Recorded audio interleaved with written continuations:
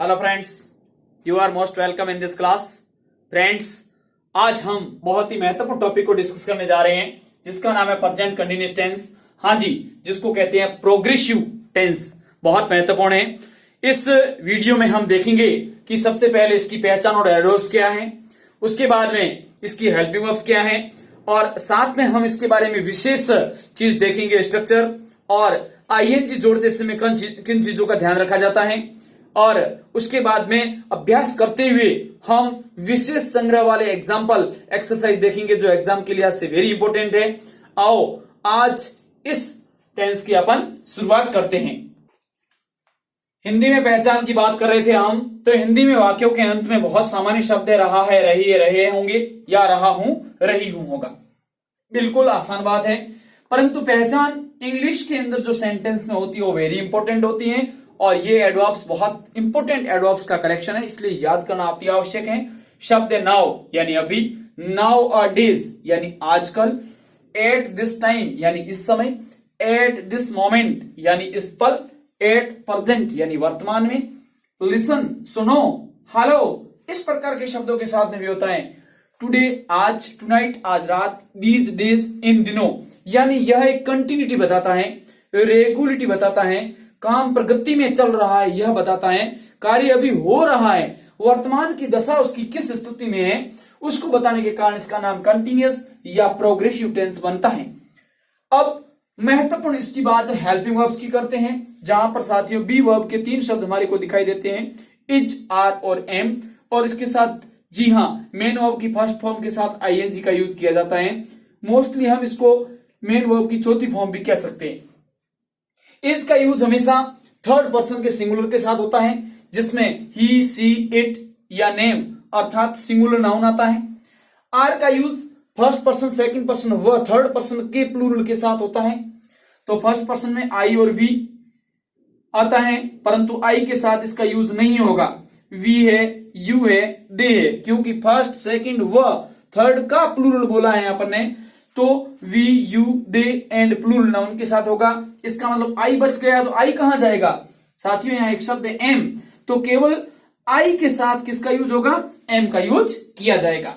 अब हमने यहां पर महत्वपूर्ण नोट देखा है, वेरी इंपॉर्टेंट है, इन चीजों को देखना अति आवश्यक है, इसलिए वीडियो को अंत तक देखें और सारे महत्वपूर्ण चीजों को आप कलेक्शन के रूप में पढ़ें, सीखें और आगे अन्य साथियों के साथ इन अच्छी चीजों को बांटे।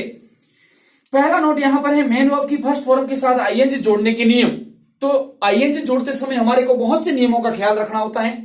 पहला नियम है कि जब किसी वर्ब का अंतिम वर्ण अपने को यहां पर कॉन्सोनेंट यानी व्यंजन दिखे और उससे ठीक पहले कोई वोवल शब्द दिखे हमारे को, और ऐसी स्थिति में जब आईएनजी जोड़ते हैं तो अंतिम वर्ण को डबल किया जाएगा। कैसी स्थिति में, अंतिम वर्ण कॉन्सोनेंट हो और उससे ठीक पहले क्या हो, वोवल सिंगुलर आया हुआ हो।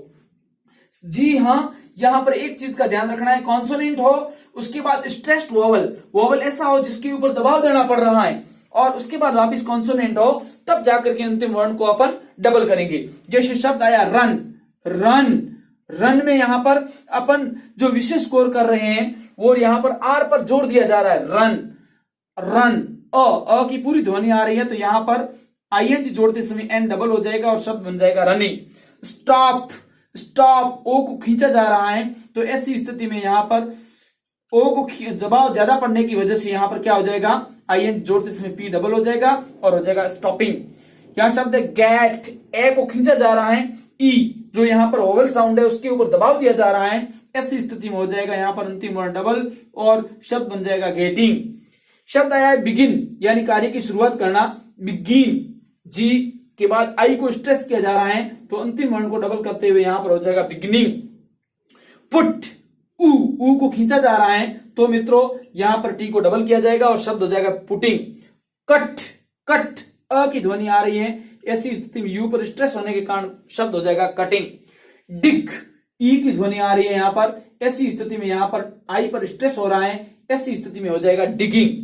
ओपन, ओपन, ओपन, अ थोड़ा सा आ रहा है, इसलिए साथियों यहां पर हम देखेंगे इसके अंदर डबल करने की आवश्यकता नहीं आई। क्यों, क्योंकि यहां पर जो ओपन, ओपन, छोटा सा स्ट्रेस न आने के कारण ई पर यहां अंतिम वर्ण को डबल नहीं किया जा रहा है।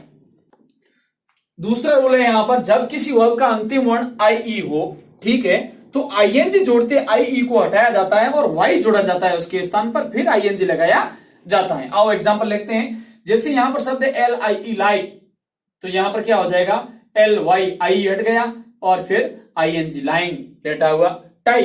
अब यहां पर क्या होगा वो कि वो आईएनजी जोड़ते समय ये आई हट जाएगा और इसके स्थान पे वाई जुड़ जाएगा और ये स्थान हो जाएगा टाइम। फिर डाई शब्द है तो यहां पर भी आई हट जाएगा और वहां वाई लग जाएगा और स्थान शब्द जुड़ जाएगा डाइन। अब अगला रूल देखते हैं कि जब किसी वर्ब का अंतिम वर्ण ई हो, ठीक है, तो आईएनजी जोड़ते समय उसको हटा दिया जाता है। जैसे कम में है तो यहां पर मित्रों हम देखेंगे आईएनजी हटा देंगे, कमिंग। टेक है तो यहां पर हो जाएगा टेकिंग, और ड्राइव है तो यहां पर हो जाएगा ड्राइविंग। तो हम देखते हैं कि अंतिम वर्ण ई उड़ता जा रहा है। गिव है तो यहां पर हो जाएगा गिविंग, राइट है तो यहां पर हो जाएगा राइटिंग। बहुत सामान्य बात है, तो आईएनजी जोड़ते समय ई नहीं रहेगा। शेष जो क्रियाएं हैं उनके साथ सीधा आईएनजी जोड़ा जाएगा। जैसे कुक है तो कुकिंग हो जाएगा, रीड है तो रीडिंग हो जाएगा, टॉक है तो टॉकिंग हो जाएगा, वॉच है तो वॉचिंग हो जाएगा, प्ले है तो प्लेइंग हो जाएगा। और जो कुछ भी शब्द अपन देखेंगे इस प्रकार के शब्द हैं तो वहां पर गो है तो गोइंग हो जाएगा। अब कुछ ऐसी क्रियाएं हैं जो इमोशंस, अपने भावों से रिलेटेड है, फीलिंग्स जो अपने दिल की महसूस करवाता है, परसेप्शन या धारणाओं से रिलेटेड है, अपीयरेंस या कुछ अपने को इस प्रकार का प्रतिबिंब देने वाले हैं, या पोजीशन अधिकार देने वाले हैं, या थिंक जो दिल की भावनाओं से संबंधित जुड़े हुए हैं, तो उनके साथ आईएनजी जोड़ करके कंटिन्यूअस में यूज नहीं किया जाएगा, क्योंकि आईएनजी जोड़ते ही उनका भाव अलग हो जाता है, अर्थ अलग निकल जाता है। जैसे सी यानी देखना है, ईयर यानी सुनना है, स्मेल गंध लेना है, नोटिस देखना है, टेस्ट यानी स्वाद लेना है, लुक यानी देखना है, लव यानी प्रेम करना है, हेट यानी नफरत करना है, लाइक यानी पसंद करना है, डिसलाइक यानी नापसंद करना है, होप यानी आशा करना है, रिमेंबर यानी याद करना है, फोरगेट यानी भूलना है, थिंक यानी सोचना है, एक्सेप्ट यानी स्वीकार करना है, बिलीव यानी विश्वास करना है, पजेस यानी अधिकार दर्शाना है, डिजायर यानी इच्छा प्रकट करना है, सपोज यानी कल्पना करना है, इमेजिन यानी भी कल्पना करना है। तो मित्रों इसका एग्जाम्पल लेते हैं हम। इनके साथ आईएनजी जोड़ के कंटिन्यूअस में यूज क्यों नहीं कर सकती? क्योंकि जैसे Ram is seeing to his friend, Ram उसके मित्र को देख रहा है, अर्थ तो ये निकलता है, परंतु यहां सीइंग का अर्थ मिलने से है, न कि देखने से, कि राम है वह अपने मित्र से मिल रहा है, अर्थ चेंज हो गया। She is feeling the switch off light in the dark. अब फीलिंग यानी महसूस करना होता है, तो इसका अर्थ ये निकला कि वह अंधेरे में लाइट की स्विच को महसूस कर रही है। नहीं मित्रों, यहां पर फीलिंग का अर्थ ढूंढना है, वह अंधेरे में लाइट के स्विच को ढूंढ रही है। इसका मतलब इन शब्दों के साथ आईएनजी जोड़ते ही उसका भाव क्या हो जाएगा, अलग निकल जाएगा। अब सबसे पहले हम यहां पर सिंबल के माध्यम से एक्सरसाइज समझते हैं एक सामूहिक रूप से, ताकि हम अनुमान लगा सके कि कहां पर अंतर होता है। तो पहला यहां पर सिंबल है पॉजिटिव सेंटेंस का। जैसे यहां हमने सब्जेक्ट रखा आई, उसके साथ लगाया है speaking English. Okay, you they या वी है तो उनके साथ आर आया और सेंटेंस बन गया you are speaking English, they are speaking English और वी आर स्पीकिंग इंग्लिश। आगे ही, सी, इट और रवि, जैसे इनको अपन ने सब्जेक्ट के रूप में रखा तो यहां पर हेल्पिंग वर्ब इज लगा, तो हो गया he is speaking English, she is speaking English, it is speaking English. नहीं, कभी नहीं होगा ऐसा। तो इट का यूज कैसे होगा अपन आगे देखेंगे। रवि इज स्पीकिंग इंग्लिश, तो इस प्रकार से ये पॉजिटिव सेंटेंस की बात हो गई। ये सिंबल है वो नेगेटिव का है। आओ हम नेगेटिव के प्रयास करते हैं। तो आई के साथ एम आया, पर नेगेटिव के लिए एक्स्ट्रा क्या आया, नॉट। तो I am not writing sentences. You या दे या we are not writing sentences, तो वी के साथ, दे के साथ, यू के साथ आर आ गया। ही, शी, इट या Raju is not writing sentences. तो यहां पर भी देखा हमने कि इट के साथ इस प्रकार की एक्सरसाइज सुटेबल नहीं बैठेगी। तो इट के साथ क्या होगा, जैसे हमने लिखा इट, यहां पर जैसे लिख लिया इट, यहां पर आ गया इज और यहां पर आ गया रेनिंग। इट इज रेनिंग, बारिश हो रही है। कब हो रही है, तो यहां पर लिख लिया टुडे। क्या लिख लिया, today. It is raining today, आज बारिश हो रही है। तो मित्रों इट का यूज इस प्रकार से होता है। अब हमने इंट्रोगेटिव टाइप देखा, तो यहां पर इंट्रोगेटिव में क्या होगा, तो ये हेल्पिंग वर्ब जो थी वो यहां पर आ गई और यहां वाले सब्जेक्ट हैं वो हेल्पिंग वर्ब के स्थान पे आ गए। आगे स्ट्रक्चर वो का वो रहा कि आर यू या दे या वी रीडिंग अ बुक, और मार्क ऑफ इंट्रोगेशन यानी क्वेश्चन मार्क लग गया। इज, ही, सी, इट या राज रीडिंग अ बुक, अब यहां पर भी इट है वो काम नहीं आएगा। तो ये चीज इंट्रोगेटिव में थी। कल्पना करो इंट्रोगेटिव नेगेटिव बनाना है तो कुछ नहीं, हेल्पिंग वर्ब यही रहेगी, सब्जेक्ट यही रहेगा और यहां शब्द क्या जुड़ जाएगा, एक्स्ट्रा नोट जुड़ जाएगा। बहुत इजी है, समझने की कोशिश कीजिए। अब हम स्ट्रक्चर के माध्यम से समझते हैं। तो सबसे पहले सब्जेक्ट, फिर वर्ब और ऑब्जेक्ट। वर्ब को खोल के देखेंगे तो पहले ऑक्सिलरी वर्ब यानी हेल्पिंग वर्ब और उसके बाद मेन वर्ब। ओ को भी खोलने की कोशिश की तो यहां पर ऑब्जेक्ट आ जाएगा और यहां अदर वर्ड्स आ जाएगा। तो पहले एफर्मेटिव सेंटेंस को लिया, सबसे पहले सब्जेक्ट आ गया, is are am helping verb आ गई, मेन वर्ब की आईएनजी फॉर्म आ गई और अंत में ऑब्जेक्ट आ गया। नेगेटिव सेंटेंस है, नकारात्मक को देखा तो सब्जेक्ट इज आर एम, उसके बाद यहां पर नेगेटिव के लिए नोट जुड़ गया, मेन वर्ब फर्स्ट फॉर्म के साथ आईएनजी और ऑब्जेक्ट। उसके बाद हमने इंट्रोगेटिव सेंटेंस को देखा तो साथियों यहां पर जो ये हेल्पिंग वर्ब लगी हुई थी इसको उठा के हमने आगे रखा है और वापस सब्जेक्ट आ गया, मेन वर्ब की फर्स्ट फॉर्म के साथ आईएनजी आ गई और ऑब्जेक्ट का ऑब्जेक्ट आ गया। वापस इंट्रोगेटिव नेगेटिव में वो की वो चीज हमने देखी कि यहां पर जो हेल्पिंग वर्ब थी उसको आगे रख दिया, उसके बाद सब्जेक्ट नेगेटिव है इसलिए नॉट, मेन वर्ब की फर्स्ट फॉर्म के साथ आईएनजी और अंत में ऑब्जेक्ट और मार्क ऑफ इंट्रोगेशन। बहुत आसान है। अब हम एग्जांपल से आगे बढ़ते हैं। पहले हम रिटर्न प्रैक्टिस करते हैं, उसके बाद में एक्सरसाइज के माध्यम से इन चीजों को देखेंगे। जैसे एग्जांपल आया, हम इन दिनों अंग्रेजी सीख रहे हैं, तो यहां पर क्या एग्जांपल बनेगा, यहां पर सबसे पहले एक सामान्य शब्द आएगा कि वी और उसके साथ आ गया आर। क्या कर रहे हैं, सीख रहे हैं, तो ये हो गया लर्न और आईएनजी जुड़ते हो गया लर्निंग। वी आर लर्निंग, क्या सीख रहे हैं, इंग्लिश, ये हो गया इंग्लिश। कब सीख रहे हैं, तो कि इन दिनों, तो हो जाएगा यहां पर दीज डेज। तो मित्रों सेंटेंस क्या बना, we are learning English these days. अब यहां पर जैसे इसको नेगेटिव बनाना है कि हम इन दिनों अंग्रेजी नहीं सीख रहे, तो यहां पर क्या करेंगे, आर के साथ में यहां नोट लगा लेंगे, सेंटेंस हो गया we are not learning English these days. ठीक है। अब यहां पर पूछा कि क्या हम अंग्रेजी सीख रहे हैं और अपने को इंट्रोगेटिव बनाना पड़ा, तो क्या करेंगे, कुछ नहीं साथियों, यहां से इस आर और नोट को यहां से हटा करके हम यहां पर जोड़ देंगे आर, और क्या हो गया, are we learning English these days, क्या हम इन दिनों अंग्रेजी सीख रहे हैं, तो यहां पर आगे जुड़ गया क्या, हम इन दिनों अंग्रेजी सीख रहे हैं। ये वाक्य कैसा बन गया, इंट्रोगेटिव। क्या हम इन दिनों अंग्रेजी, यहां पर दे दिया नहीं सीख रहे हैं, इंट्रोगेटिव नेगेटिव हो गया, तो आर वी और यहां पर क्या जुड़ गया, नोट। कुछ नहीं करना है, शब्दों का फेर है। यानी अगला एग्जांपल लिया कि बच्चे इस समय टीवी देख रहे हैं। क्या कर रहे हैं, बच्चे इस समय टीवी देख रहे हैं, तो यहां पर लिख लिया द चिल्ड्रन। बहुत आसानी से समझने की कोशिश करना और रिटर्न सेंटेंस बनाने की कोशिश करना ताकि आपका स्पोकन और इजी हो सकता है। द चिल्ड्रन आर, क्या कर रहे हैं, तो कि टीवी देख रहे हैं, तो ये हो गया देखने को कहते हैं वॉचिंग टीवी। कब देख रहे हैं, इस समय, तो यहां पर हो जाएगा एट दिस और यहां पर हो जाएगा टाइम। अब मित्रों यहां पर हमने देखा कि बच्चे इस समय टीवी नहीं देख रहे, शब्द क्या जोड़ना है, नहीं, तो द चिल्ड्रन आर और यहां पर क्या जुड़ जाएगा, not watching TV at this time. अब हमने यहां पर कहा कि क्या बच्चे इस समय टीवी देख रहे हैं, तो अपन क्या करेंगे, कुछ नहीं, यहां से आर को और नोट को उठाया और आर सेंटेंस के शुरू में जोड़ दिया, द छोटा हो जाएगा कि are the children watching TV at this time, question mark लगा लो। परंतु लास्ट वाला आया इंट्रोगेटिव नेगेटिव, क्या बच्चे इस समय टीवी नहीं देख रहे हैं, तो क्या करेंगे, आर द चिल्ड्रन, यहां पर जुड़ गया not watching TV at this time.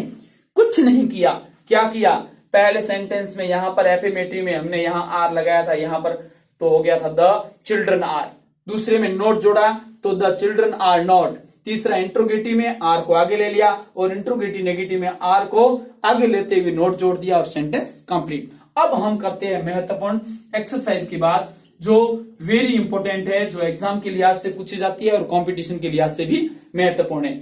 He write a book these days, ये पहचान है, इन दिनों वह क्या कर रहा है, पुस्तक लिख रहा है, तो क्या हो गया, ई हट गया और शब्द हो गया he is writing. See her clothes now, ये नाउ एडवर्ब से, तो क्या हो जाएगा, सी इज वॉशिंग, वह धो रही है, क्या धो रही है, अपने कपड़े धो रही है। द बेबी क्राई आया हुआ है because he is hungry now, बच्चा भूखा है इसलिए क्या कर रहा है, क्राइंग यानी चिल्ला रहा है, तो यहां पर क्या हो गया, the baby is crying. Ravi खालिस्तान टू स्कूल टुडे, ये टुडे एडवर्ब है, यहां नाउ एडवर्ब थी, तो गो का क्या हो जाएगा, रवि इज गोइंग। अगला है पॉपुलेशन ऑफ इंडिया, भारत की जनसंख्या। अब सब्जेक्ट ये है, नाउन ऑफ नाउन कहलाता है, तो क्या हुआ, इंक्रीज डे बाय डे, दिन प्रतिदिन इंक्रीज यानी बढ़ना, तो क्या होगा, वेरी इंपॉर्टेंट सेंटेंस है, ध्यान से समझना, परीक्षा में पूछा जा सकता है। तो हो गया population of India is increasing day by day, very important sentence. अगला सेंटेंस है खालिस्तान यू खालिस्तान गो टू मार्केट नाउ। अब ये नाउ पहचान है इसकी, इंट्रोगेटिव सेंटेंस है, तो यहां पर हो गया यू के लिए आर और गो का हो जाएगा going. Are you going to market now. I खालिस्तान ईट माई लंच, तो क्या हो जाएगा, आई एम ईटिंग, बहुत सिंपल, कुछ भी करने की आवश्यकता नहीं पड़ी। वी स्टडी टेंस नाउ, जैसा कि अभी हम अध्ययन कर रहे हैं टेंस का, तो क्या हो जाएगा, वी आर स्टडिंग, हम क्या कर रहे हैं, अध्ययन कर रहे हैं, तो ये हो गया we are studying tense now. Next example है, आई खालिस्तान prepare for competitive exams nowadays, यही पहचान है नाउ अडेज, और यहां पर प्रिपेयर वेरी इंपॉर्टेंट एग्जाम है ये भी, तो यहां पर हो जाएगा आई एम, और यहां पर हो जाएगा प्रिपेयर का क्या हो जाएगा, प्रिपेयरिंग, यानी मैं प्रतियोगी परीक्षाओं की आजकल तैयारी कर रहा हूं। My mother Khalistan cook food today, तो यहां पर क्या हो जाएगा, इज, और कुक का हो जाएगा कुकिंग, माता जी खाना पका रहे हैं आज। और अगला सेंटेंस आया है, Sonu take tea tonight, Sonu आज टेकिंग क्या हो रहा है, Sonu is taking tea tonight, आज रात सोनू चाय पी रही है। लिसन, अगला सेंटेंस है, ध्यान सुनना, लिसन मोहित खालिस्तान यू क्या हो जाएगा, इज, और कॉल का हो जाएगा कॉलिंग, क्या मोहित इज कॉलिंग यू, सुनो मोहित तुझे बुला रहा है।